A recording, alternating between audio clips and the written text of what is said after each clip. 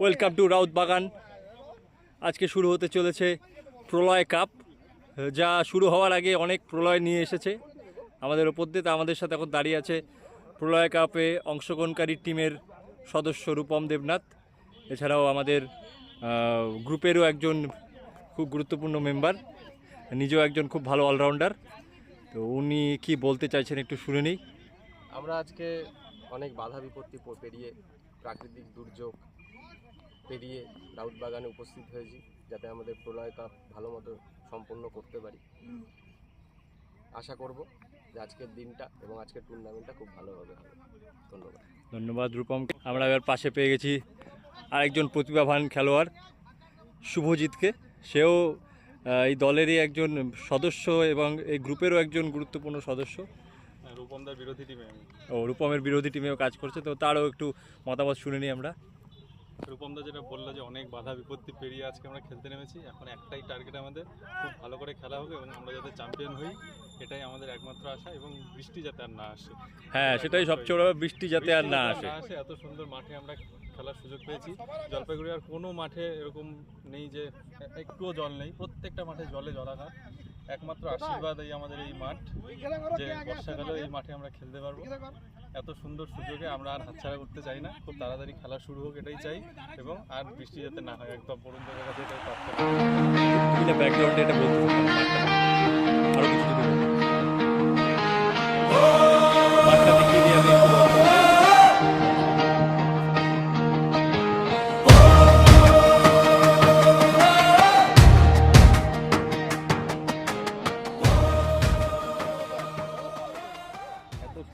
প্রকৃতিতে আমরা যে খেলতে এসেছি, আসছে সবার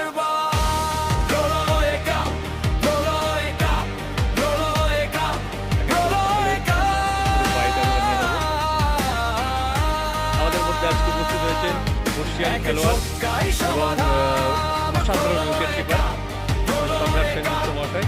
উনিও আজকে খেলছেন, এটা আমাদের একটা ভাগ্যের ব্যাপার আমাদের কাছে। মন্তব্য শুনে নেব। আমি বিগত 1.5 বছর ধরে ক্রিকেট খেলিনি, হাতে একটা চোট ছিল বলে নিজেকে রেজিস্ট করতে পারলাম না। নিয়ে আবার মাঠে নামলাম, কি হয় সেটা তো পরের ব্যাপার, কিন্তু খেলার জন্য আমি প্রস্তুত। ধন্যবাদ সম্রাটদাকে। ইতিমধ্যে আমরা চলে যাব টস পর্ব, সম্ভবত অনুষ্ঠিত হয়ে গেল। তো আমরা জেনে নেব টস পর্বের রেজাল্ট কি হলো। আমাদের সাথে আছেন কারা কারা, আমরা শুনে নেব আমাদের অভিভাবক স্বরূপ শ্রী সৌরভদার মতামত টস সম্বন্ধে। টস হলো পরস্পর এসকে স্কলার্স এবং এস লাগানের বিরুদ্ধে।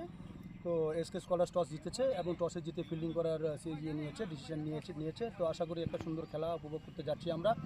এবং সত্যিকারের এই একটা মানে একটা সময়ের মধ্যে যে আমরা এত সুন্দর একটা টুর্নামেন্ট চালাচ্ছি, ভাইদেরকে অনেক অনেক ধন্যবাদ এবং তাদের অক্লান্ত পরিশ্রমের মাধ্যমে আজকে এই টুর্নামেন্টটা অর্গানাইজ হচ্ছে। তো আমরা আশা করবো আপনারা একটা সুন্দর খেলা উপভোগ করবেন। Thank you. ধন্যবাদ সৌরভদাকে। আমরা ইতিমধ্যে জানতে পারলাম টস পর্ব অনুষ্ঠিত হলো। টসে জিতে এস লাগান টিম ব্যাট করার সিদ্ধান্ত নিয়েছে।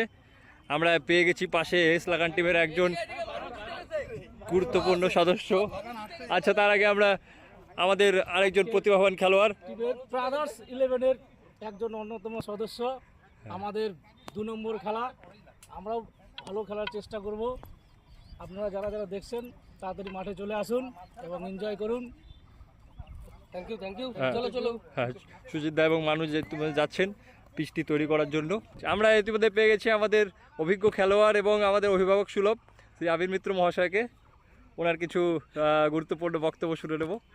না, এই বৃষ্টির মধ্যে এত ভালো মাঠ, এত ভালো অ্যারেঞ্জমেন্ট, এত ভালো খেলা, এই দিনটার জন্য অপেক্ষা করেছিলাম। ভালো খেলা হবে, খেলা জমবে। বাহ, আবির টুর্নামেন্টের জন্য শুভকামনা সাথে নিয়ে আমরা এখন আমাদের টুর্নামেন্ট শুরু করতে চলেছি। মাঠ মোটামুটি প্রস্তুত, তো আশা করা যাচ্ছে কিছুক্ষণের মধ্যেই আমাদের খেলা শুরু হবে।